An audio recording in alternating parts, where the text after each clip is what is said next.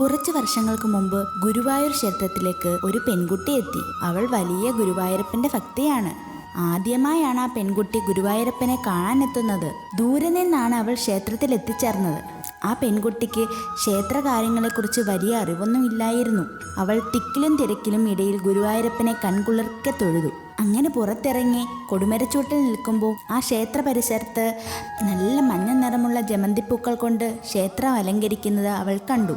അപ്പോൾ അവൾക്ക് മനസ്സിലായി, ക്ഷേത്രത്തിൽ ഇന്ന് എന്തോ വലിയ പ്രത്യേകതയുള്ള ദിവസമാണെന്ന്. ആ മഞ്ഞ നിറമുള്ള ജമന്തിപ്പൂക്കൾ കണ്ടപ്പോൾ ആ പെൺകുട്ടിക്കും ഒരാഗ്രഹം.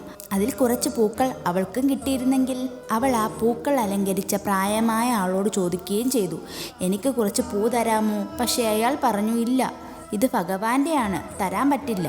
അത് കേട്ടതും അവൾ ഭഗവാനോട് ചോദിച്ചു, ഭഗവാനെ, ഞാൻ ആഗ്രഹിച്ചത് തെറ്റാണോ? അവളുടെ കണ്ണുകൾ നിറഞ്ഞു. പെട്ടെന്നാണ് അത് സംഭവിച്ചത്. ആ പൂക്കൾ കെട്ടിക്കൊണ്ടിരുന്ന ആളുടെ കയ്യിൽ നിന്നും കുറച്ച് പൂക്കൾ നിലത്ത് വീണു. അതുവഴി ഓടിക്കളിച്ച ഒരു കുട്ടി അതിൽ കയറി ചവിട്ടുകയും ചെയ്തു. ഇതവൾ കാണുന്നുണ്ടായിരുന്നു. അപ്പോഴാണ് പൂ കെട്ടിക്കൊണ്ടിരുന്ന അയാൾ പൂ എടുത്ത് അവളുടെ നേരെ നീട്ടി. എന്നിട്ട് പറഞ്ഞു, ഭഗവാൻ നിനക്കായി തന്നതാണ്, അല്ലെങ്കിൽ ഇങ്ങനെയൊന്നും സംഭവിക്കില്ലായിരുന്നു. അവൾ ആ പൂ വാങ്ങി തിരിഞ്ഞു നടന്ന് ആ ഓടിക്കളിച്ച പയ്യനെ നോക്കിയതും ചെറുപുഞ്ചിരിയോടെ ആ പയ്യൻ മാഞ്ഞുപോയി. ആ മാഞ്ഞുപോയ പയ്യൻ ഗുരുവായൂരപ്പൻ തന്നെയാണെന്നാണ് ഇപ്പോഴും അവൾ വിശ്വസിക്കുന്നത്. ഭഗവാനെ, കൃഷ്ണ, ഗുരുവായൂരപ്പ.